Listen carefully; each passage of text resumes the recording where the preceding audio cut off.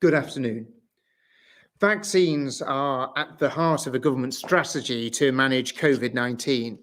As of today, 18,242,873 people have been vaccinated across the United Kingdom and 18,911,978 doses have been given overall.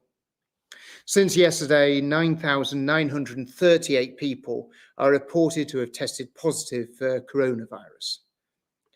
As of the 22nd of February 2021, 16,803 people were in hospital with coronavirus. That's down 20% from the week before. And sadly, of those who have tested positive for coronavirus across all settings, 121,747 are reported to have now died. That's an increase of 442 fatalities since yesterday. And our thoughts are very much with the families of those who have lost loved ones to this virus. On Monday, the Prime Minister outlined the roadmap out of lockdown and gave us the news that we've all been waiting for. We can now plan for the return of all pupils to schools and colleges as part of a roadmap for leaving lockdown. I want to say once again a massive thank you to our incredible teachers, leaders, support staff and childcare workers. You have been going above and beyond to keep schools and colleges open for vulnerable children and children of critical workers, and to keep the remainder of young people learning when they're at home. I also want to thank parents who've been supporting their children while they learn at home. And I want to thank children and young people themselves for their patience and resilience. I know it hasn't been easy, but you have adapted and done so much to make sure that you've been able to continue to learn. Everyone is longing for a return to normality. And I want you to know that we're continuing to support schools, colleges and teachers with extra help to boost children's learning. We're investing in a range of options that parents and children will benefit from, whether that's summer schools, extra funding for specialist teaching and expanding our national tutoring programme. As the Prime Minister said, we can now take the next steps. These will be cautious, but that's crucial if we don't want to end up going backwards. So the process we've planned will be carefully managed at every stage. I'm incredibly pleased that the latest data tells us that we are able to proceed with a full return of schools and colleges from Monday, the 8th of March. As we outlined earlier this week, primary school pupils will return to school on that day, while secondary schools and colleges will be able to stagger their return over that week to ensure all their students can be offered COVID tests. Wraparound childcare for primary and secondary school pupils will also resume from the 8th of March. University students who are studying practical courses, who need specialist facilities, can also return to campus from then on too. We'll review the timing for return of the remaining students by the end of the Easter holidays. Despite everyone's best efforts, many children are going to need longer term support if they're to make the educational progress that they need. This is why the Prime Minister and myself appointed our Education Recovery Commissioner, Sir Kevin Collins, to advise on how our early years settings, as well as our schools and colleges, can address these learning gaps as quickly and as comprehensively as possible.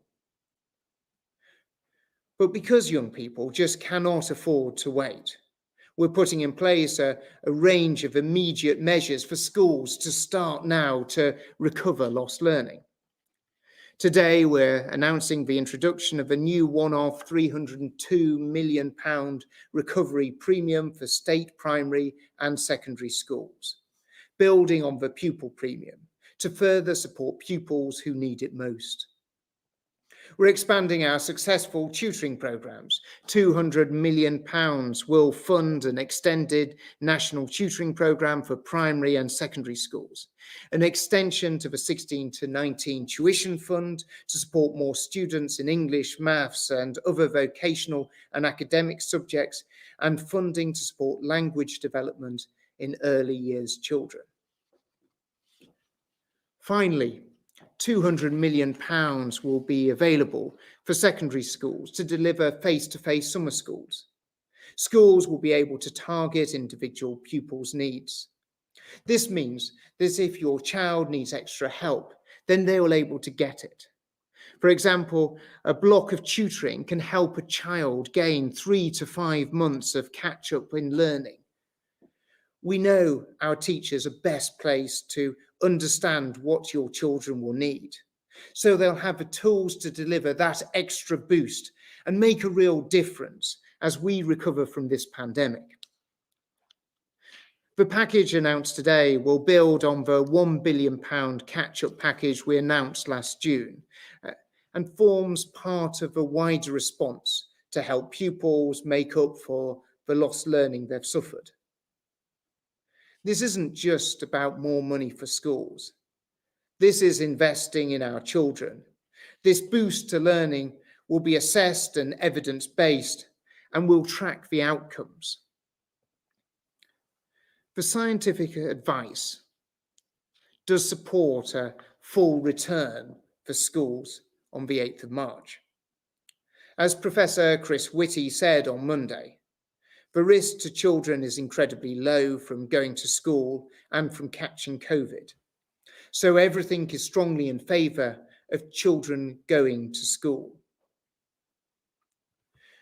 We are supporting this return with a robust testing regime that will be critical in breaking the chains of COVID infection.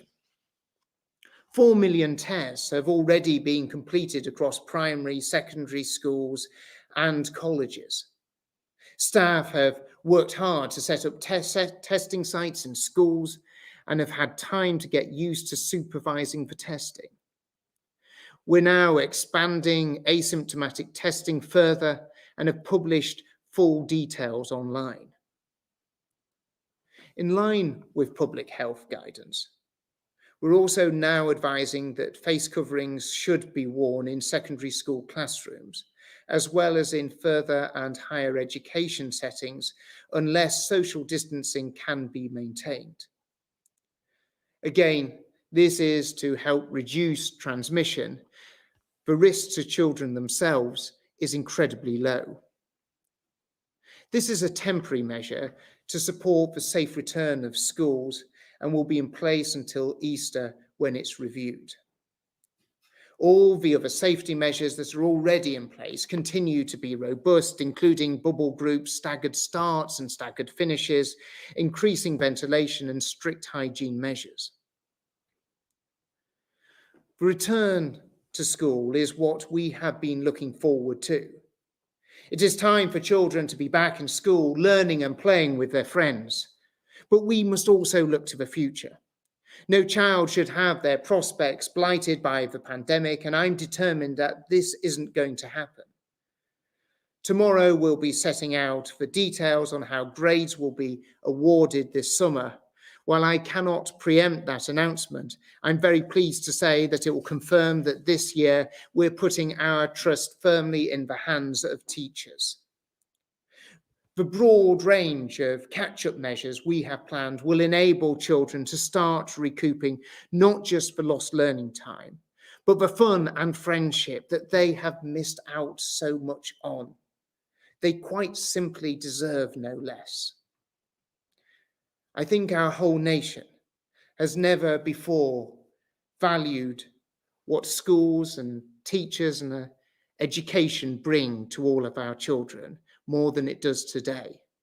And I think we'll all be so much willing for the successful return of all our children back into school on the 8th of March.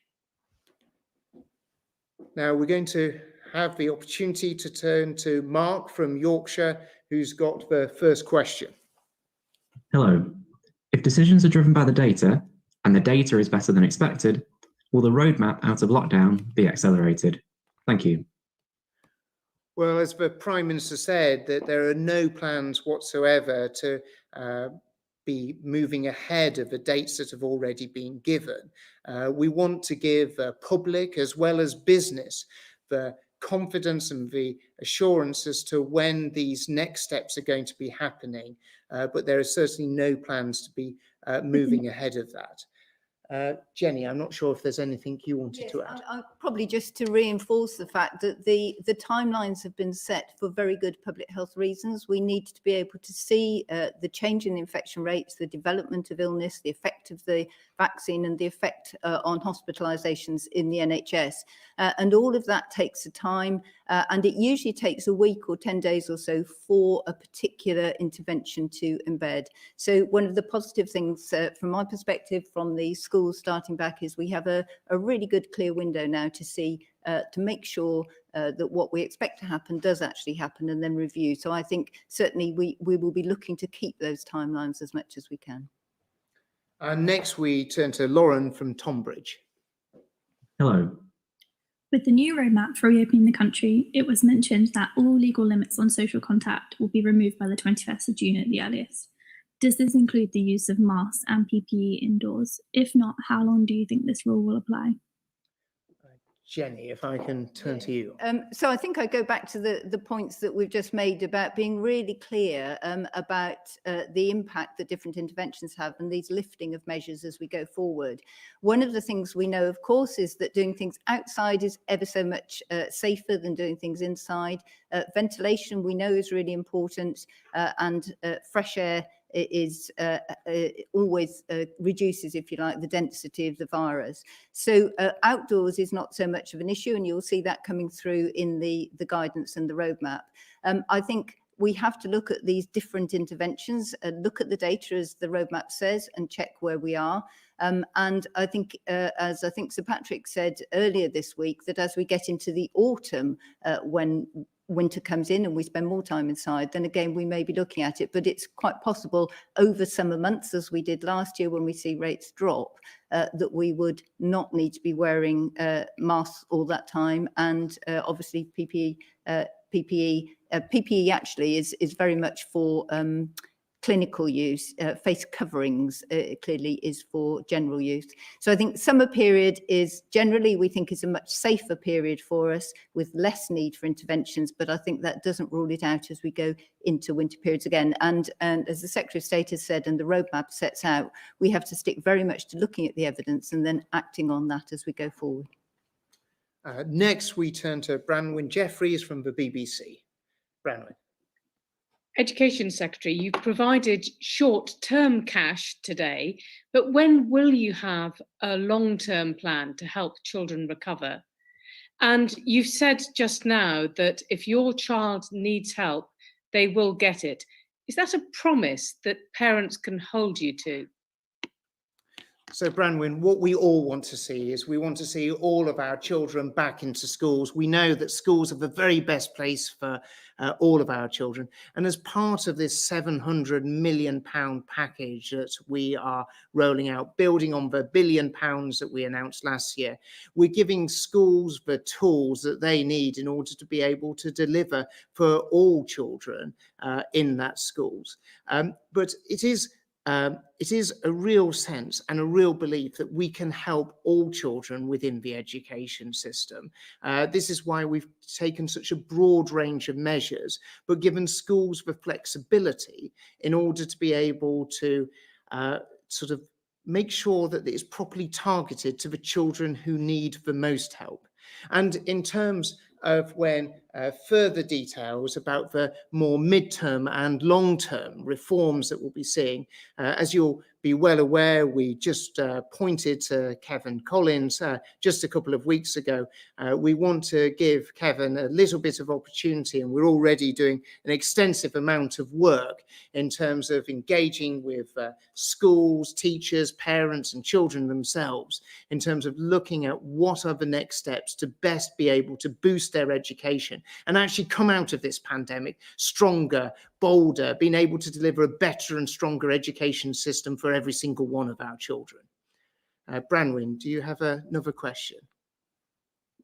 Just to follow up on that point, you seem to be promising every parent that if their child needs help, they will get it. Is that a promise they can hold you to?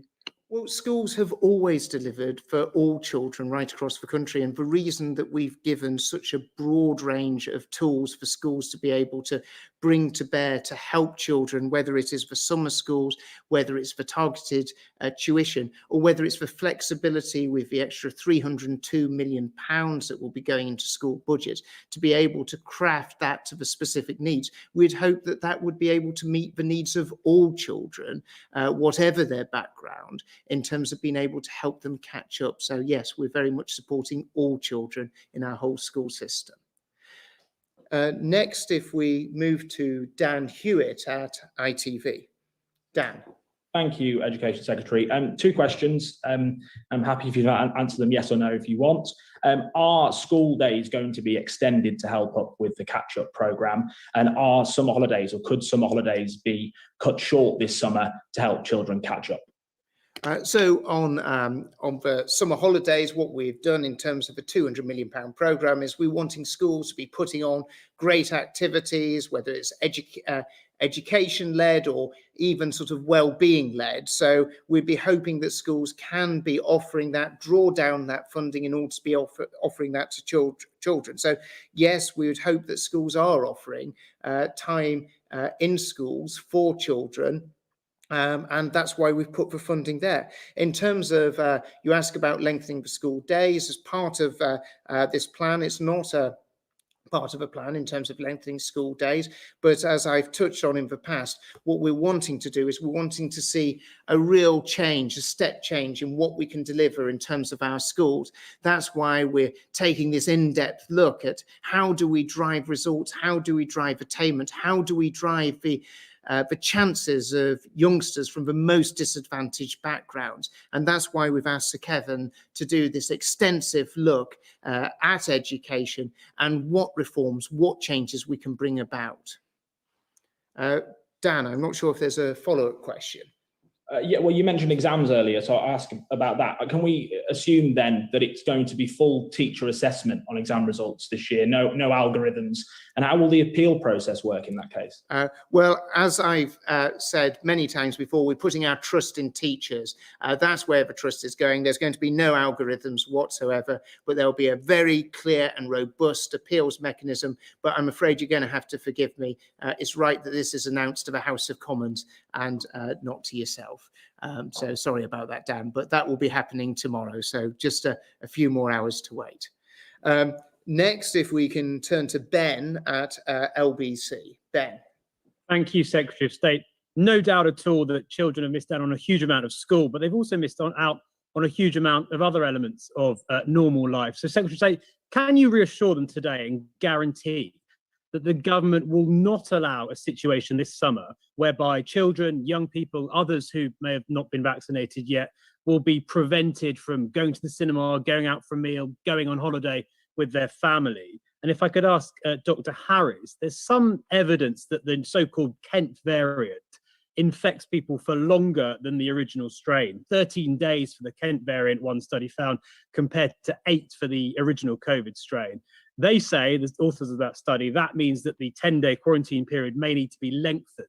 Is that something you're looking at? And if that did happen, is it your view that more would need to be done to support people financially to quarantine when they need to do so? Thank you. Jenny, would you like to go Yes, first? thank you for that. So yes, obviously we look at the different variants regularly. We have variants of interest and variants of concern. Those are being monitored. You'll be aware that the UK has probably the best genomics functionality in the world, and we're contributing actually to world science on that. So absolutely watched all the time. Different studies will come out with slightly different periods, and what you will have seen with the original, if you like, the original coronavirus in the UK is that we managed the length of time for quarantine to minimise the inconvenience to individuals, but still reduce the risk of onward infection. And so, yes, we are looking at this, but I think we need to be really careful, just because, as with the original coronavirus, you can still, the time that you detect the virus doesn't mean necessarily that that is the infectious period. It may be different in others. And of course, at the moment, we are vaccinating really brilliantly across the country. And so we have quite a different mix at the moment of transmission risks, who may be at risk. So we're just starting to see early signs that those most vulnerable will have less chance of serious disease. And we will have to adapt that as we go through. But actually, every variant will be looked at if it is a significant of transmission risk across the UK. And Ben, picking up on the question that you asked me, I think as a dad myself with 2 daughters, I think the novelty of going for walks with me is starting to run a bit thin now, and they want sort of a slightly more enhanced entertainment. So I think from as a dad's point of view, I'm very desperate to make sure that they're able to enjoy the benefits of opening up society, opening up different parts of the economy, and being able to get out there. So I'm absolutely sure we're not going to be disadvantaging our young people to be able to enjoy the benefits of stepping out into the world so much more than they've been able to. Ben, I'm not sure if you've got another question. Please don't feel obliged if you haven't. There was just a quick thing relating to what you said earlier, Secretary. Obviously, you're leaving the summer schools question to individual schools. How are you going to make sure that the inequalities in education that we've seen worsen in this period don't worsen still by lack of central coordination over that catch-up programme? Well, we're really sort of driving the sort of tempo, giving the schools resources. Our regional schools commissioners will be working very closely with local authorities, multi-academy trusts, and individual schools themselves in order to be able to ensure that we have this level and, you know, schools are meeting our expectations in terms of spending this money on interventions that are really going to help children. And it's something that already Ofsted started to be able to look at and assess, and actually giving schools guidance as to how best to be able to go forward with this investment that we're making in them. And of course, the brilliant work of the Education Endowment Foundation, giving very clear guidance about how best we can help. But this is part of the reason why we did the National Tutoring Programme as well, Ben, because there's so much evidence based around the fact that it really does drive attainment with children, almost more than any other single intervention. And this is a resource that's available to all schools around the country. We want to see them making use of it. It's going to be truly transformational for the lives of hundreds of thousands. Next, if we can move to Camilla Turner from The Telegraph. Camilla. Thank you. To the Education Secretary, William Hague said that the impact of COVID on children will leave the biggest scar of the pandemic and require a revolution in teaching. But how revolutionary are you prepared to be? Would you consider things like smaller class sizes, building more schools, and longer terms? And secondly, do you believe the COVID generation's life chances are as good as those from other generations? And to the Deputy Chief Medical Officer, much has been said about the damage to children's education, but what assessment has been made of the damage to their wider development by not being able to play with their friends or see their grandparents? So, Camilla, if I take the 2 questions that you sort of posed me and then hand over to Jenny, we do need to see, we always need to have children at the heart of everything that we do.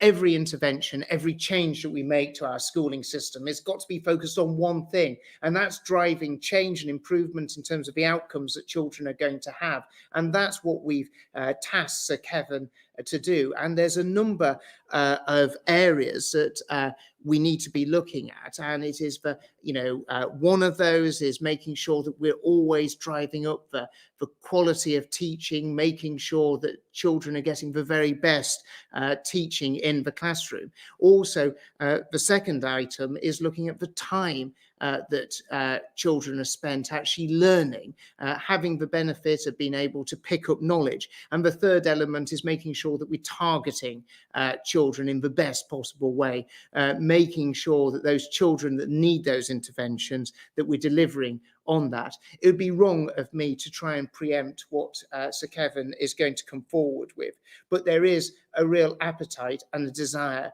to make sure we deliver the absolute most for every single one of our children, but that's going to be based on evidence of what works, and what works is going to be what drives us in terms of reforms and changes that we need to deliver for all our changes. And coming on to your second point about the life chances of this COVID, children who have been at school during this period of this COVID pandemic. Now, as someone who has 2 daughters at school, I'm absolutely certain that we are going to do everything we can do for all of our children to make sure that they're not set back by this pandemic, that their life chances are in any way not stinted. We're going to do everything we can do to make sure that they can reach their absolute potential. This is why we're willing to look at every single matter in order to be able to drive their attainment into the future. And we are not going to be timid in terms of, our aspirations for them and the actions that we'll have to take to deliver for them. Jenny, Thank you, Secretary of State. Yes, so I think in the same way that face-to-face education, we know that missing that has really significant negative impacts on children's cognitive, emotional, academic well-being and on their physical and mental health. And I think it's not, although we naturally think of grandparents, there are many families with entirely different makeups where there are significant other individuals who children attach to and learn from and are really important in their lives that they haven't been able to see.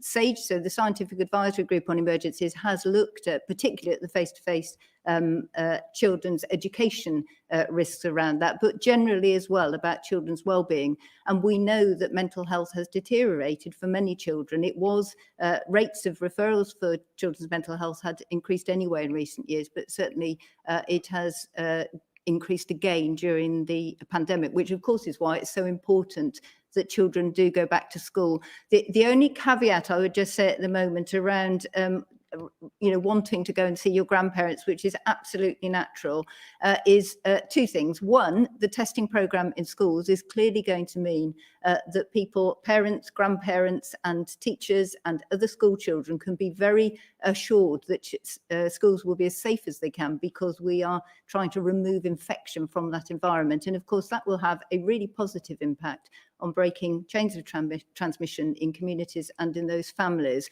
But the slight caveat to that is, having got so far down the line with this and now on the roadmap very, very carefully coming out, I would encourage children not to go off yet, even if their grandparents have had their vaccinations, not to go hugging them too much until we're absolutely sure what the impact of that vaccine rollout has been. I'm sure it's going to be positive, but we just need to take a steady course out through the roadmap. Camilla, I know you managed to get 3 questions into your first question, but I wasn't sure if you just got one very short one to sort of follow up. So if we know that children's education has been massively disrupted and also their mental health has taken a huge hit in the past year, to the Education Secretary, do you acknowledge that the government's policies over the past year have played a role in this deterioration of children's mental health conditions as well as their academic learning loss? Well, what the government has done is we've got one of the most impressive vaccine rolls out of any major industrial country anywhere in the world, by taking the big decisions that the Prime Minister had to take early last year, when many people were saying they weren't necessary. This has actually created a very clear pathway as how we rebound out of this. And of course, as you all know, Camilla, I always want to see children in schools all the time, because I see the value that they get, I see the pleasure that they get, but we know that there have been children not being in school is something that we never want to see, and obviously children do lose out as a result of that, and that's why we've got the £700 million package today in terms of rolling out to schools to support them, and we're looking at very much solutions that support a child and help a child really succeed in the future, and that's the work that we're currently undertaking and we're certainly going to deliver on. Next, if I can go to Will Hazel at VI. Will.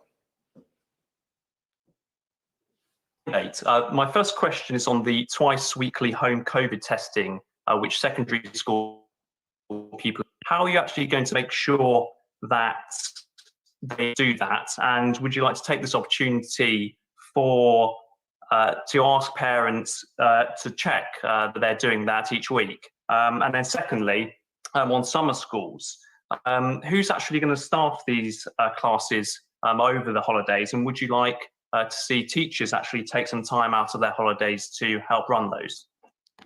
Well, on the second point, in terms of summer schools, the reason that we've given schools the additional resource is that they're then in a position to be able to pay existing staff, bring new staff in, be able to properly resource these schools and give a sort of high quality support for children that come in there. So it's really about the flexibility of what works for the school, but most importantly, what will be working best for the children within that school if that school decides to draw down on that funding.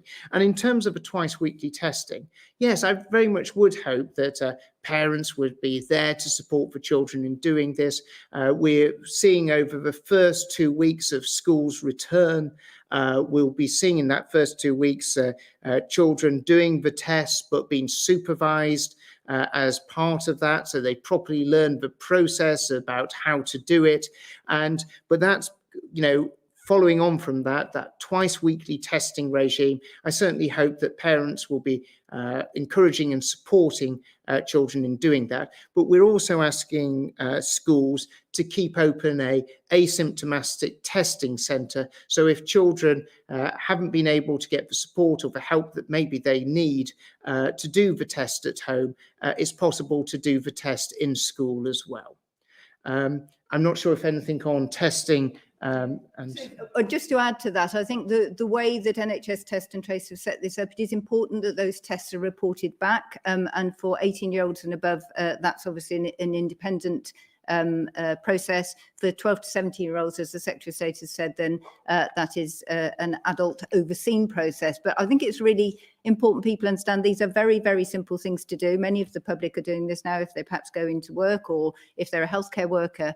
And in fact, what's being set up for schools and for staff in schools is very similar to what happens for healthcare workers. So I think staff can be particularly assured that that same sort of testing, spacing and approach is there for them and for their pupils. So I think inherently safer environments in schools as we go forward with this additional testing mechanism. And Will, to add, we've obviously seen testing rolled out since January across education settings. It's been taken up with enormous enthusiasm. We've also seen the rollout of home testing in terms of workforce, and the reporting back on this has been incredibly positive, with one of the highest rates of return of any workplace setting being within schools. So all the initial indications are it's been an enthusiastic embracing of self-testing, and we look forward to seeing that expanded further. Will, I'm not sure if you'd got a quick follow-up question or if there's anything else. Just a quick, if I may. It's on the for secondary school pupils to wear classroom. In August, Boris Johnson's children wearing masks in classes was nonsensical, and that you can't expect them to learn with face coverings. I was just wondering if you agree with them. So we've always said, Will, all the way through this, is that we'll always follow the best scientific, medical and health advice. And when we have that advice come forward, that's obviously quite rightly the advice that we follow. Jenny, I'm not sure if there's anything you want to say on the wearing of face masks. I will actually, because I think earlier on in the broadcast when I was talking to Lauren, I was speaking very general terms, and obviously this is very about face coverings and their use. So I think we need to be very clear about face masks and PPE, which is for clinical use. Obviously, face coverings are there to help others. We're protecting others by wearing them. And there are a number of different conditions at the moment. So, for example, we have a new variant, and while we are understanding that more, then obviously taking additional precautions makes sense. We understand more about the ability for aerosol generation and transmission. So that is also important. So things I think have moved on, and it should be reassuring to know that we look at the evidence and then adjust our advice accordingly. But I think also one of the things here, if testing is coming into place in schools, and we will see, but it's very likely that we will find a few cases, and there will be some children do have to stay at home, unfortunately, for a short period at the start of term. But then over time, what will happen is those school environments should be free, more or less free of infection. And at that point, as the Secretary of State has said previously, around Easter time, then obviously that is another issue to consider. It is important. Many children can't communicate well, particularly small children, which is why this hasn't been suggested for primary schools. And really important to understand that any child or any adult or other pupil helping them who needs to be able to be seen to communicate effectively, then there are exemptions for this, just as there are for our general use of face coverings in public. Thank you, Will. Next and finally, we move on to Amy Gibbons from the Times Educational Supplement. Thank you. Education Secretary, are you worried that teachers' faith in your department has plummeted to the point where 96% lack trust in your handling of the pandemic? Well, Amy, thanks ever so much for coming to ask a question. What we're focused on is making sure that all children are back into school at the right time and the best possible moment. That's going to be the 8th of March. We know that children benefit most of all from being in school. We know that children need to be in school in terms of not just their education, but their mental health and their development. And that is why our focus is making sure that they are back in school on the 8th of March. And it's something that I know so many teachers are also very keen to see, because they want to be welcoming their children as well. Well, I'd like to take the opportunity to say thank you everyone for tuning in, and thank you for all you're doing to make sure everyone in the nation is safe. Thank you.